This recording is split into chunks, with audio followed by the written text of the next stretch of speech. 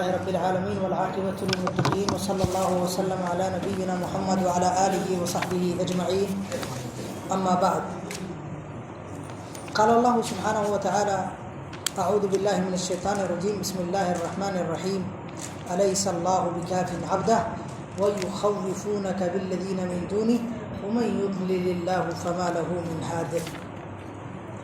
ہر قسم کی تعریف اللہ عز و جل کے لیے، درود و سلام اللہ کے تمام انبیاء کرام علیہ الصلوۃ والسلام پر، خصوصاً ہمارے اور آپ کے آخری نبی جناب محمد رسول اللہ صلی اللہ علیہ وسلم پر۔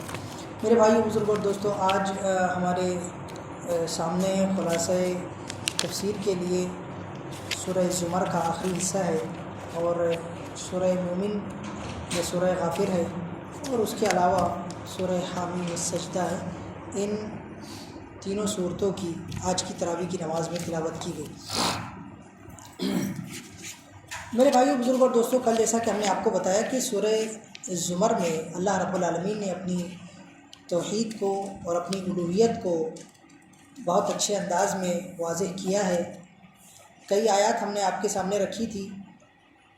آج جو حصہ پڑھا گیا اس میں اللہ رب العالمین کا ایک فرمان، وَإِذَا ذُكِرَ اللَّهُ وَحْدَهُ اشْمَأَزَّتْ قُلُوبُ الَّذِينَ لَا يُؤْمِنُونَ بِالْآخِرَةِ وَإِذَا ذُكِرَ الَّذِينَ مِن دُونِهِ إِذَا هُمْ يَسْتَبْشِرُونَ قُلِ اللَّهُمَّ فَاطِرَ السَّمَاوَاتِ وَالْأَرْضِ عَالِمَ الْغَيْبِ وَالشَّهَادَةِ أَنْتَ تَحْكُمُ بَيْنَ عِبَادِكَ فِيمَا كَانُوا فِيهِ يَخْتَلِفُونَ۔ یہاں اللہ رب العالمین نے موحدین کی علامت بتائی اور بتایا کہ جب اللہ رب العالمین کا ذکر ان کے سامنے کیا جاتا ہے تو وہ لوگ خوش ہوتے ہیں، لیکن اس کے مقابلے میں جو غیر موحدین ہیں، جو مشرکین لوگ ہیں، ان کے سامنے اللہ عز و جل کا ذکر کیا جاتا ہے تو ان کے دل تنگ ہو جاتے ہیں۔ اور ایسے ہی اللہ رب العالمین نے سارے لوگوں کو اپنی توحید کو اختیار کرنے کا حکم دیا۔ اللہ فرماتا ہے، وَأَنِيبُوا إِلَىٰ رَبِّكُمْ وَأَسْلِمُوا لَهُ مِن قَبْلِ أَن يَأْتِيَكُمُ الْعَذَابُ ثُمَّ لَا تُنصَرُونَ وَاتَّبِعُوا أَحْسَنَ مَا أُنزِلَ إِلَيْكُم مِّن رَّبِّكُم مِّن قَبْلِ أَن يَأْتِيَكُمُ الْعَذَابُ بَغْتَةً وَأَنتُمْ لَا تَشْعُرُونَ کہ لوگوں اپنے رب کی طرف رجوع ہو جاؤ اور اپنے رب کے سامنے سرنڈر ہو جاؤ، قبل اس کے کہ اللہ رب العالمین کا عذاب تمہارے پاس میں آ جائے، پھر تمہاری مدد نہیں کی جائے گی۔ ساتھ ہی اللہ رب العالمین نے اس صورت کے اندر اپنے نبی صلی اللہ علیہ وسلم سے یہ بات کہی کہ لئن اشرکت لیحبطن عملک ولتکونن من الخاسرین۔ اے محمد صلی اللہ علیہ وسلم، اگر آپ نے بھی شرک کیا تو اللہ رب العالمین آپ کے اعمال رائے گا اور برباد کر دے گا، اور بلا شک آپ خسارہ اٹھانے والوں میں سے ہو جائیں گے۔ تو یہ آیات ہیں جن آیات میں اللہ رب العالمین نے توحید کا حکم دیا ہے۔ میرے بھائیوں، اسی لیے قرآن کریم کے اندر توحید کو بتانے والی عام طور پہ بہت ساری صورتیں ہیں، لیکن جن صورتوں کے اندر توحید کا ابرز موضوع اختیار کیا گیا وہ 3 صورتیں ہیں۔ ایک سورہ قل هو اللہ احد، جس کو سورہ اخلاص بھی کہا جاتا ہے، اس کو التوحید الصغریٰ کہا جاتا ہے، یعنی سورۃ الصغریٰ للتوحید۔ اس کے بعد میں دوسری صورت آتی ہے سورہ انعام۔ اس میں اللہ رب العالمین نے اپنی توحید کو بہت زیادہ بیان کیا ہے، اس کو سورۃ الطولہ کہا جاتا ہے للتوحید۔ اور تیسری صورت یہ صورت ہے سورہ زمر، جو آج ہماری ختم ہوئی۔ اس صورت کو سورۃ التوحید الوسطیٰ کہا جاتا ہے۔ اگلی صورت میرے بھائیوں ہمارے سامنے خلاصہ تفسیر کے لیے سورہ مومن ہے۔ اس صورت کو سورہ مومن بھی کہا جاتا ہے، اس صورت کو سورہ غافر بھی کہا جاتا ہے، اس صورت کو سورۃ الطول بھی کہا جاتا ہے۔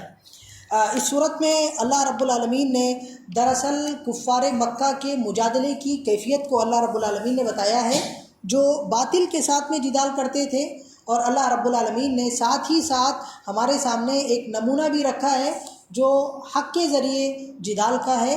اور گویا اللہ رب العالمین نے یہاں جدال کی 2 قسمیں بتائی اس صورت کے اندر۔ ایک تو جدال محمود ہے، دوسرا جدال مذموم ہے۔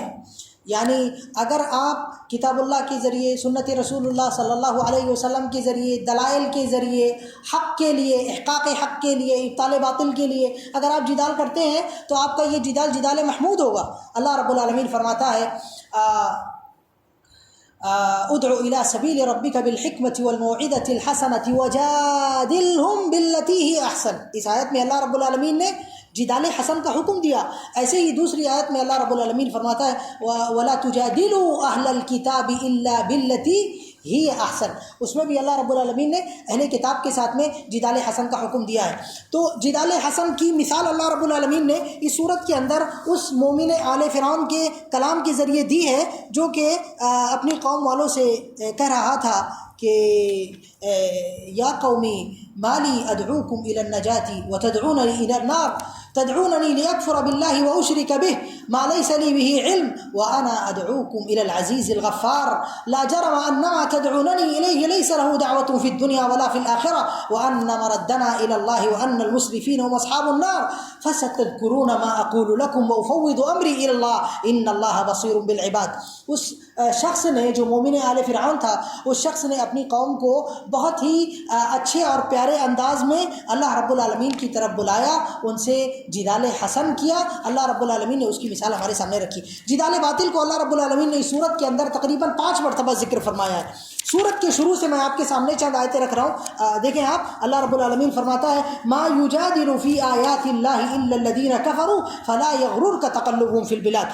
کہ اللہ کی آیتوں میں کافر لوگ ہی جدال باطل کرتے ہیں۔ بلا شک آپ کو کافروں کا اللہ کی دیار میں، زمینوں میں گھومنا پھرنا، عیش کرنا دھوکے میں نہ ڈالے۔ ایسے ہی اللہ رب العالمین نے آگے فرمایا کہ وَهَمَّتْ كُلُّ أُمَّةٍ بِرَسُولِهِمْ لِيَأْخُذُوهُ وَجَادَلُوا بِالْبَاطِلِ لِيُدْحِضُوا بِهِ الْحَقَّ فَأَخَذْتُهُمْ فَكَيْفَ كَانَ عِقَابِ۔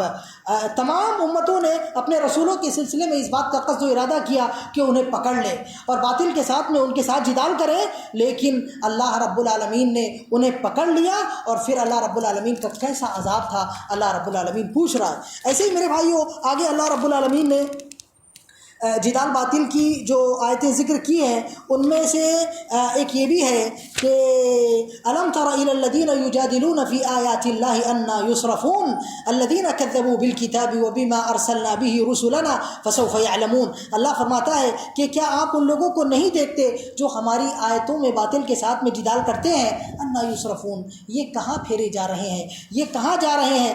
الذین کذبوا بالکتاب وبما ارسلنا به رسولنا، یہ لوگ ہماری جو کتابیں ہم نے بھیجی ہیں ان کتابوں کی تکذیب کرتے ہیں، ہم نے جو رسول بھیجے ہیں ان رسولوں کی تکذیب کرتے ہیں۔ فسوف یعلمون، ان قریب یہ لوگ جان لیں گے، اس وقت جب کہ بیڑیاں ان کے پیروں میں، ان کے قدموں میں، اور توق ان کے گلے میں ڈالا جائے گا اور ان کو جہنم میں گھسیٹ کے لے جایا جائے گا، جب ان کو معلوم ہوگا کہ باطل کے ذریعے جدال کرنے کا نتیجہ اور انجام کیا ہوتا ہے۔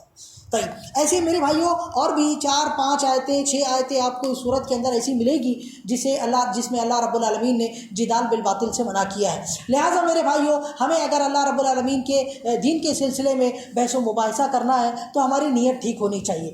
صرف بحث و مباحثہ ہم اس لیے کریں کہ ہم کو بحث و مباحثہ مقصود ہے، ہمارے پاس میں کام کچھ نہیں ہے، خالی بیٹھ کے بات کرنا ہے۔ اگر آپ اس لیے اللہ کے دین کی بات کر رہے ہیں کہ آپ کو سامنے والے کو نیچا دکھانے کا ہے، یا یہ کہ آپ کی غلطی ہو گئی ہے، آپ کو اپنی بات اونچی اٹھانی ہے، لہٰذا آپ کو اب کہیں سے بھی دلیل لانی ہے، اگر دلیل نہیں بن رہی ہے تو بھی اس کو کھینچ کے توڑ مروڑ کے دلیل بنانا ہے، تو یہ میرے بھائیوں مقصود نہیں ہے۔ اللہ کے نبی صلی اللہ علیہ وسلم نے جس بندے نے جدال اور میرا کو ترک کر دیا، اس کو جنت کے کنارے میں اللہ کے نبی صلی اللہ علیہ وسلم نے گھر کی بشارت دی ہے۔ من ترک المراء وهو محق فانا ضامن له ببيت في ربض الجنہ، اللہ کے نبی صلی اللہ علیہ وسلم نے فرمایا جو حق پر ہوتے ہوئے جدال باطل کو ترک کر دے، میں اس کے لیے جنت کے کنارے گھر کی بشارت دیتا ہوں اور اس کے لیے ضمانت دیتا ہوں۔ تو میرے بھائیوں، ہمیں جدال باطل کو ترک کرنا چاہیے اور حق کے لیے احسن طریقے سے جدال کرنے کی کوشش کرنا چاہیے۔ آج کے زمانے میں اللہ رب العالمین کے دین کو لے کر لوگوں کے پاس میں جانے والے، ان کو سکھانے والے، پہنچانے والے غیروں سے، کفار سے، مشرکین سے، ملحدین سے، یہود سے، نصارہ سے اللہ رب العالمین کے دین کو لے کر جدال کرنے والے لوگ بہت کم ہیں۔ اگر آپ کے پاس میں اللہ نے یہ ایبلٹی دی ہے، صلاحیت دی ہے کہ آپ ان آیات کو لے کر کفار مکہ، کفار، مشرکین، ملحدین، یہود، نصارہ، اب ان کے پاس جا کر آپ جدال کر سکتے ہیں، تو آپ تو امت کے لیے خیر ہے، نعمت ہے، بھلائی ہے، آپ اس کا فائدہ اٹھائیے۔ لیکن اپنے مسلمان مومن بھائیوں سے آپ بغیر کسی سبب کے، بغیر کسی وجہ کے، بغیر کسی حجت کے، برہان کے، بغیر کسی علم کے آپ مفتی بن جائیں، آپ جدال کرنے لگے، تو آپ کو اس سے اجتناب کرنا چاہیے۔ آپ وہاں اچھا نہیں کر رہے ہیں بلکہ برا کر رہے ہیں۔ طيب میرے بھائیوں، ہم آگے بڑھتے ہیں۔ اگلی اور آخری سورت جو آج کی نماز تراویح کی ہمارے سامنے تھی وہ ہے سورہ حامیم السجدہ۔ اس سورت کو سورہ حامیم سجدہ بھی کہا جاتا ہے، سورہ اقوات بھی کہا جاتا ہے، سورہ فصلت بھی کہا جاتا ہے، سورہ مصابیح بھی کہا جاتا ہے۔ تو اس سورت کے کئی نام ہیں۔ اس سورت کا جو محوری اور مرکزی معنی اور مفہوم ہے یا عنوان ہے، موضوع ہے، وہ ہے قرآن کریم۔ میرے بھائیوں دیکھیں سورہ اسراء کے اندر اللہ رب العالمین نے 11 مرتبہ لفظ قرآن کو استعمال فرمایا. سب سے زیادہ قرآن کریم کے اندر لفظ قرآن کا جہاں ذکر آیا وہ سورہ اسراء ہے، 15واں پارے کا سورہ بنی اسرائیل. یہاں حامیم سجدہ میں اللہ رب العالمین نے قرآن کریم کا ذکر کیا ہے، لیکن قرآن کریم کو مختلف اوصاف سے ذکر فرمایا ہے. چنانچہ اس سورت کے اندر اللہ رب العالمین نے قرآن کریم کے کم سے کم 10 اوصاف ذکر فرمائے ہیں. 10 اوصاف، وصف. قرآن مجید ہے، حکیم ہے، قرآن بشیر ہے، نذیر ہے اور عربی ہے، ایسے ہی مفصل ہے، محکم ہے، اور قرآن ہے مطلب بار بار پڑھا جانے والا ہے. لقوم یعلمون، ان لوگوں کے لیے ہے جو جانکار ہے، یعنی عربی کے جاننے والے ہیں، یا یہ کہ الحمدللہ سمجھدار ہے، عاقل ہے، ایسے لوگوں کے لیے قرآن کریم کی حجتیں ہیں، براہین ہیں، دلائل ہیں. اللہ رب العالمین نے یہ اوصاف قرآن کریم کے یا قرآن سے متعلق اوصاف اللہ رب العالمین نے یہاں پر 10 اوصاف تقریباً پہلی ہی آیت کے اندر ذکر فرمائے ہیں. اس کے بعد میں میرے بھائیو بزرگ اور دوستو، اللہ رب العالمین نے یہ چیز ذکر کی کہ کیسے کفار مکہ اللہ کے نبی صلی اللہ علیہ وسلم جب اللہ کا کلام پیش کرتے تھے تو وہ لوگوں کو منع کیا کرتے تھے. وہ نہیں چاہتے تھے کہ یہ کلام جو اتنا عظیم ہے، اتنا جلیل ہے، اتنا فخم ہے، یہ کلام لوگوں کے پاس میں جائے اور لوگ ان کے جو آبا و اجداد کا دین تھا اس کو چھوڑ کر کے پلٹ جائیں. لہٰذا جیسے حج کا موسم آتا تھا وہ لوگ مکہ کے باہر ہی باہر سے آنے والے قافلوں کو جا کے پہلے بتا دیتے تھے، دیکھیے جناب مکہ کے اندر ایک ساحر آدمی، ایک جادوگر آدمی آیا ہوا ہے، وہ بولتا ہے کہ وہ اللہ کا نبی ہے، وہ کلام پڑھ کے سنائے گا، آپ کو سننے کا نہیں، وہ جادوگر آدمی ہے. آپ کے بیچ میں، آپ کی بیوی کے بیچ میں، آپ کے بیچ میں، آپ کے باپ کے بیچ میں، آپ کے بچوں کے بیچ میں دراڑ ڈال دے گا، دوری پیدا کر دے گا، اس کی بات سننے کا نہیں. پہلے ہی جا کے لوگوں کو منع کر دیتے تھے اللہ رب العالمین. اور اگر کہیں پہ قرآن پڑھا جا رہا ہو تو کیا کرتے تھے؟ زور زور سے آوازیں بلند کرتے تھے، چیختے تھے، چلاتے تھے تاکہ لوگ قرآن نہ سن سکیں. یہ تو ان کے جو عام لوگ تھے وہ کرتے تھے. ان کے خاص لوگ کیا کرتے تھے؟ خاص لوگ کعبہ کے جو کعبہ کا ستر ہے، کعبہ کا پردہ ہے، اس کے اندر جا کے، جیسے ابو جہل ہو گئے، اخنس ابن شریق ہو گیا، اور بھی بہت سارے لوگ تھے، عتبہ بن ربیعہ ہو گئے. یہ ایسے لوگ تھے کہ جو حضرت عبداللہ بن مسعود رضی اللہ تعالیٰ عنہ کہتے ہیں کہ میں نے خود ان کو دیکھا، بلکہ ایک مرتبہ میں خود کعبہ کے پردے میں چھپا ہوا تھا.